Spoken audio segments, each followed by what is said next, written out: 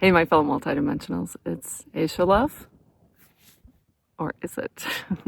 What a perfect way to kick off the Evolving the Healer Within series that I was shown last fall that I would begin creating in February. Here it is, February 2025, and I am north of Phoenix at a place called the Sears Cay Ruins. The spiral road home back to unity consciousness features a few surprises, and yet they're really just rememberings. Surprising to the human ego identity construct, the construct of healer. And that is that in order to put back the divine order that is unity, we begin to dissolve at greater and greater levels our local individuated identity construct.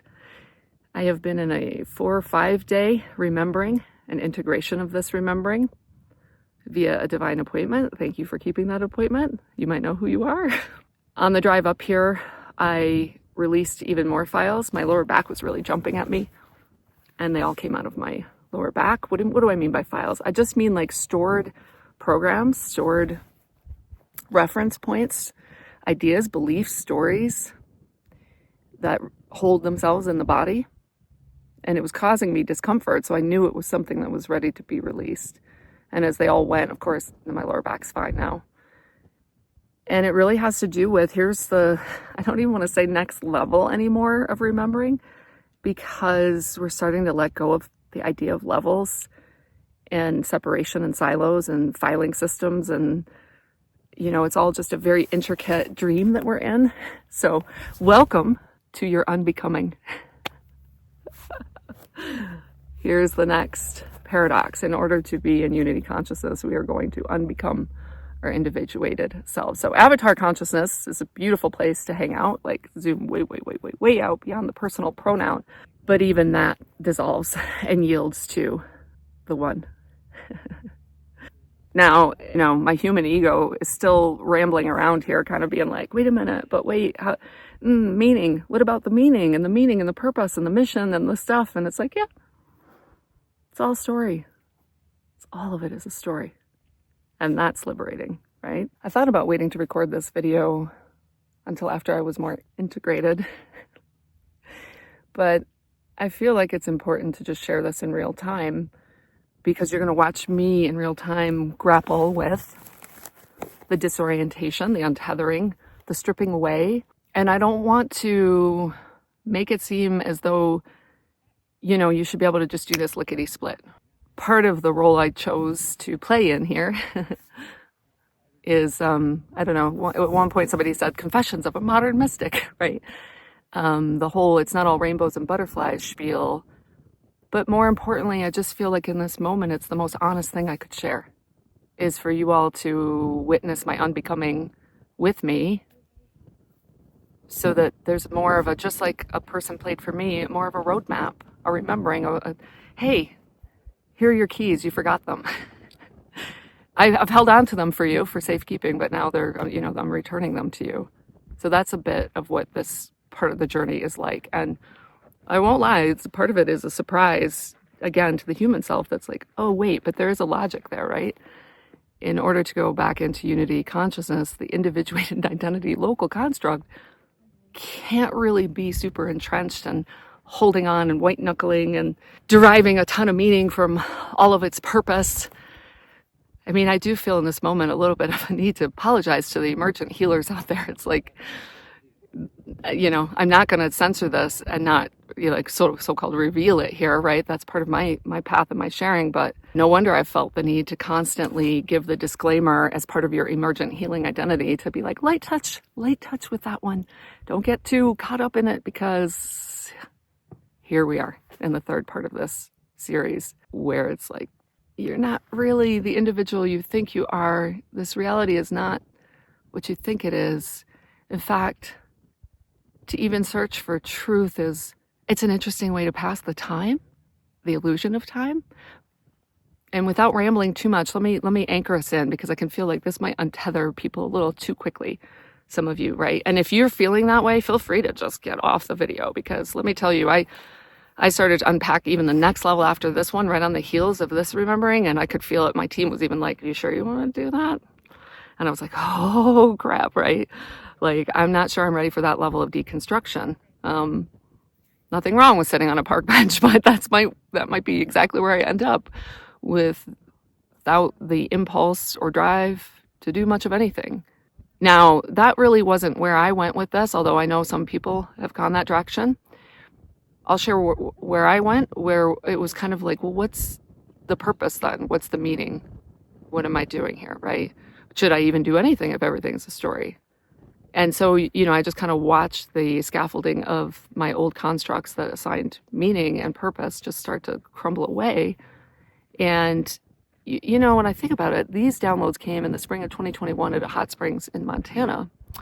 And I got all of kind of the theory, right? The theoretical constructs, and I definitely lived some of it. I embodied some of it. But it was really that identity construct of Asia Andromeda that had to deconstruct at the time. And, we were so quick and so eager to replace the old constructs with the new. And even then I was told, like, be in the void. Don't be so quick to try to bring in any new constructs. And from the void, something else will emerge completely. Something maybe a little more whatever. See, I can't even finish sentences anymore because I'm like, it's all just a story. All of it. All of them are stories. And if we get too attached to the story, we start to box ourselves in. And I can feel like, as I'm saying this unboxing the boxes of the boxes of the boxes, right? And it just feels like it's just like a never-ending process. There's freedom there in the undefined. But even that's a story. You're already free. We're already free. They want, I'm like, we got to tether this in somehow, because otherwise I don't want people feeling super ungrounded by this. I won't lie. I mean, this can be a little bit dicey for the human walk, right? Because this is when people start to walk away from everything. And there's nothing wrong with that either, but let's anchor this in. So you're watching me like feel the field. Like, what are we doing? I'm trying to find my own way now. Not based in my old constructs, but kind of in my heart knowing, right? Not kind of, absolutely in my heart knowing, in my own gnosis, a greater gnosis, Guchatron. He's basically the ascended aspect that shares my oversoul with 12 of us humans, right? We share the same oversoul here. I was shown this in 2016. And this morning when I started processing this unbecoming, I went, oh shoot, Guchatron, you've done this, haven't you? And he smiled and laughed. And I was like, this is how masters just disappear. They dissolve because they dissolve their own dream of themselves.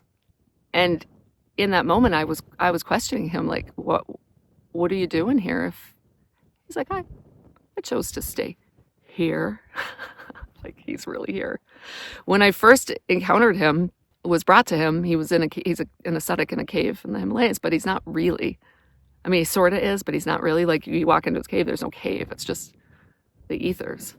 Now, this may seem really far out. I'll be honest, like, there's part of me that's like, whoa, this is getting far out here on this channel. Like, where are we going with all this? But you know what? In 4 days, I've spoken to 3 other people for whom this is happening. This stripping away, this untethering, this letting go of attachment. Something's up, y'all. This is the kickoff to this third part of the series, and it seems in divine right timing with dimensional blend, or the illusion, the dream of dimensional blend. This is tricky territory. I do want to speak to this because I don't want to engage in any minimizing or gaslighting of people's experience. So there really is no judgment. There's no less than. It's just that now many of us decided, for reasons I don't think we'll fully ever understand well in a human-ish construct.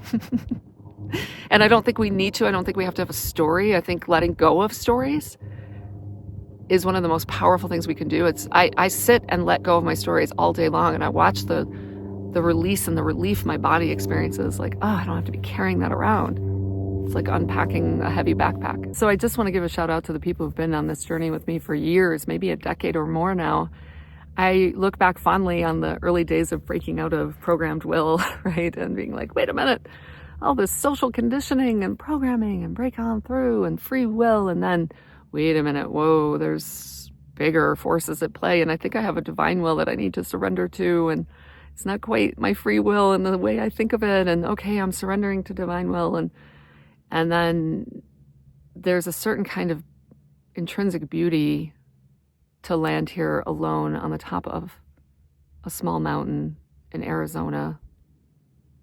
Loving it. This reminds me of hiking like I did all over the foothills of Boise for my big reawakening. Remember the 2014 trip to Brittany and the Celtic priest and the shamanic reactivation, and it's very exciting. Oh, that's why I'm going in this direction. Because this doesn't feel as exciting. It doesn't juice up the local individuated identity construct. There is a kind of sadness to it. There is the perception of loss. And I don't want to gaslight or minimize that. And there's nothing to judge about having an individuated identity consciousness. It's fun, you know? Super fun. It's like playing dress up. Woohoo! What do I get to be this time? Or multiple things, right? And this feels qualitatively different, and yet it doesn't feel dishonest. It feels authentic. It feels like, yes, and there is a kind of even a logic to it. But I won't lie. There's a little bit of sadness here. And I don't feel the need to rush in and create something new or a new story. So yeah, it will probably leave me and many of you feeling rather contemplative. If you feel disoriented or untethered, part of that I think is the walk. And on the hike up here, I could feel it. I was like, wow, do I feel, kind of uprooted. And then of course I land on part of the ruins. The interpretation is all about stability. It's a different kind of stability that does not rely on external anything to experience. See, there goes the English. To express stability. We're not experiencing things, we're actually expressing them because we're holographic projectors. What? I have to say, like, the individuated, fun, silly, I'm getting very, Jonathan Van Ness from Queer Eye. I like that. I like that form of expression. I like the levity. I like the lightheartedness. And so it's not to say we all have to be solemn and serious and non-individuated fractals of source now. As my father-in-law used to say. For those of you working across multiple realms, there is a very clear message coming through. As soon as I talk about it, it's going to make sense to you in the context of what I'm sharing today. And this also explains why I dropped channeling everything and anything that wasn't kind of part of my own multidimensional self, greater self, a few years ago. Are you ready? All of the angelics, higher orders of being, light councils, all of it is still part of the Maya, the dream, the illusion. They're just dreaming themselves into being as well. So what wants to really be spoken to is don't give your power away to any of that. Let yourself drop all of it. Not because it's wrong. It's all a valid expression. Creations of identity constructs at many orders of being and many higher dimensional experiences, right? But there's something afoot when it comes to, I feel like, the collapse of all of those stories into what feels like almost like a singularity, the 0 point, right? The void of like, the in-breath is what I was just showing, like breathing ourselves back into the one. Not because it's better, right? But just because. And we need not attach any meaning or story to any of it. It just is. Okay. Now, interestingly, as I've moved through that and integrated that with you live here, kind of in recording this, there is joy returning. The joy at the unbecoming, the individuated self, and returning to the one self. Welcome home. Welcome home to a home that's always been here. And from here, I don't know. I mean, we'll see what gets recorded next and the next installment of this series is. I'm just as curious as you are. For now, what I can report is that it's a lot quieter in here, and I feel much less of a need to strive, effort.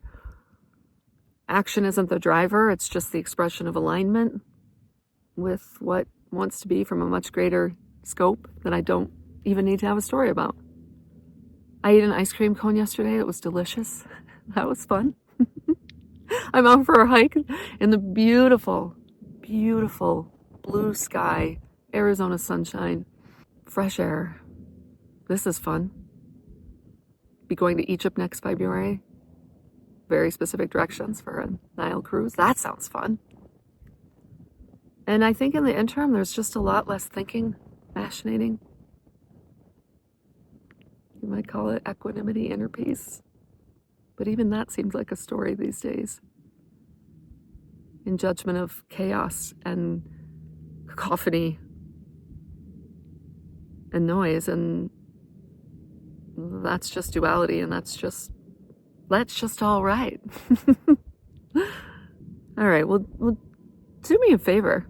Share your reflections, share what happened for you. Maybe you had some serious things go down while engaging with this video, because these are way more than spoken videos. There's a lot in these transmissions. So if this sparked a remembering for you, let me know how I can support you. I do still feel very called to do that here. That's the whole point. I think otherwise I would literally just walk off and dissolve into thin air. But I don't feel like it's time to do that just yet.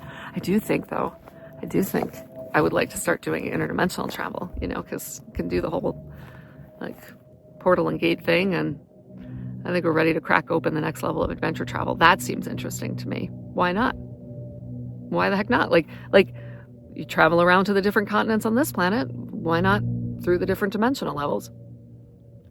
All right, well, I love you all so much, and I can't wait to see where this spiral turn takes us next. Mwah. Off to dissolve in thin air. Wait, does that mean I don't get to wear my red cape and save the world anymore? Identity crisis?